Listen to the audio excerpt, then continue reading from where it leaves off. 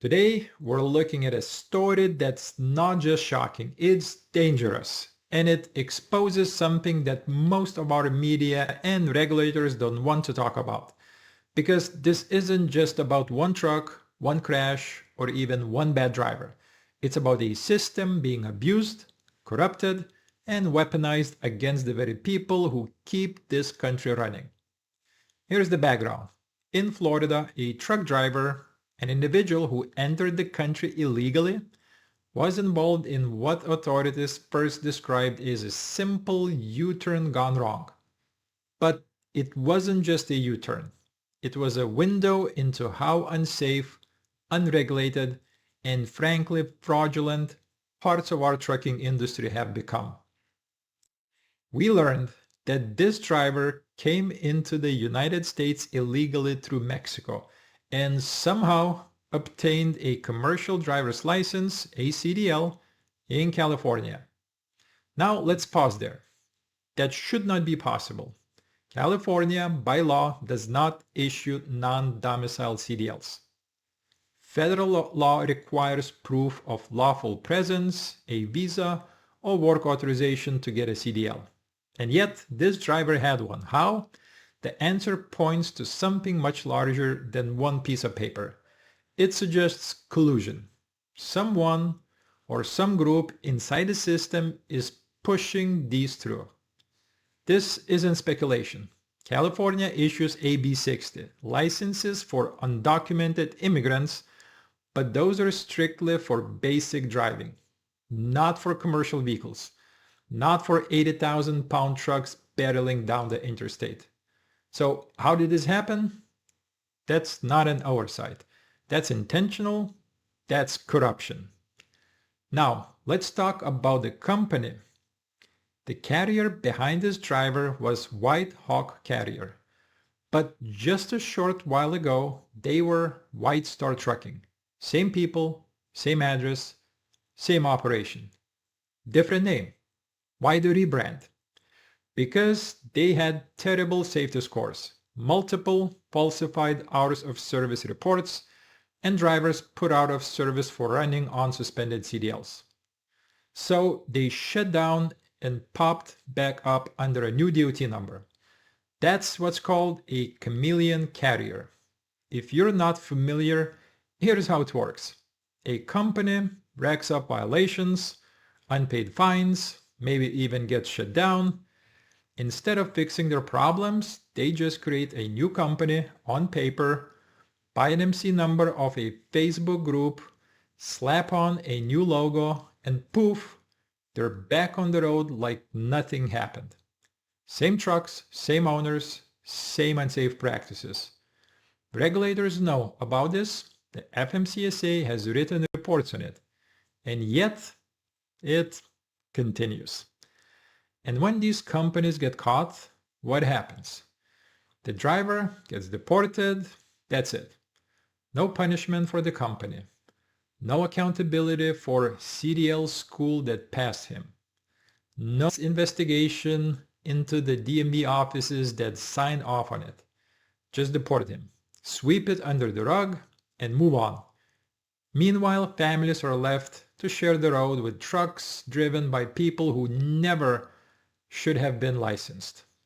And truckers, real truckers, are furious. Go on any forum, any Facebook group for drivers, and you'll see post after post about these MC numbers being sold like baseball cards. You'll see guys warning each other about companies operating under fake names, running unsafe equipment, driving down freight rates, and they're right to be angry. Because every fraudulent carrier not only endangers lives, it also destroys the livelihoods of legitimate American drivers who play by the rules. Think about it.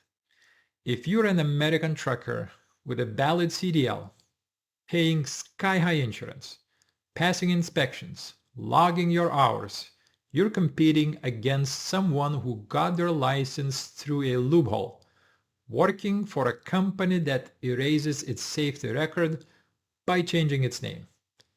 That's not competition. That's sabotage. And let's not forget, this isn't the first time. The Florida crash was just one that got attention. FreightWaves recently reported that CDL violations were uncovered after the crash, multiple violations, not just once. This is a pattern, a system. It's happening right now all over the country. So ask yourself, when you're driving next to an 18-wheeler, do you trust that the person behind the wheel has been properly vetted, tested, and licensed? Or do you think it's more likely that you're sharing the road with someone who slipped through a corrupt DMV office, hired by a fraudulent carrier, backed by a government that looks the other way? Because the truth is, this is not about protecting truckers. It's not about protecting you. It's about keeping freight moving at the cheapest possible cost. That's what Washington cares about. That's what the big carriers care about. And that's why this problem won't go away unless people start demanding answers. We need to ask, who signed off on this CDL in California?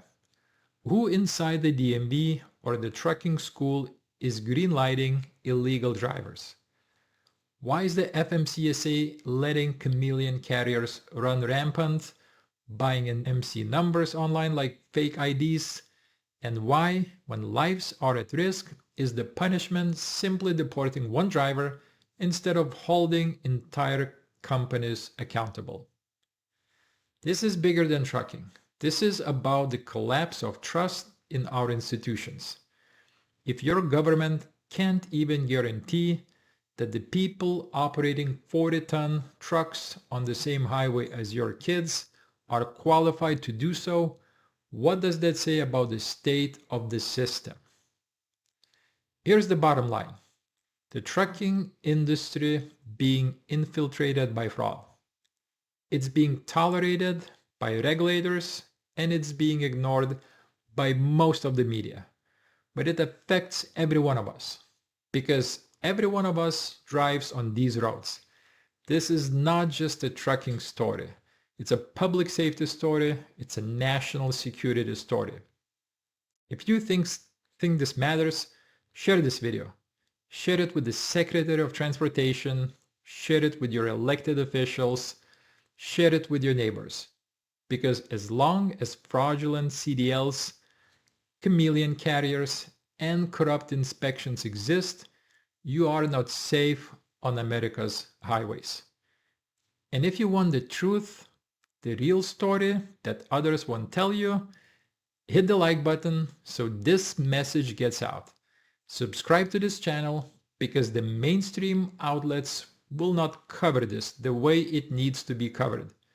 Share this video because the more people who know, the harder it becomes for regulators to ignore it. We'll see you next time. Bye-bye.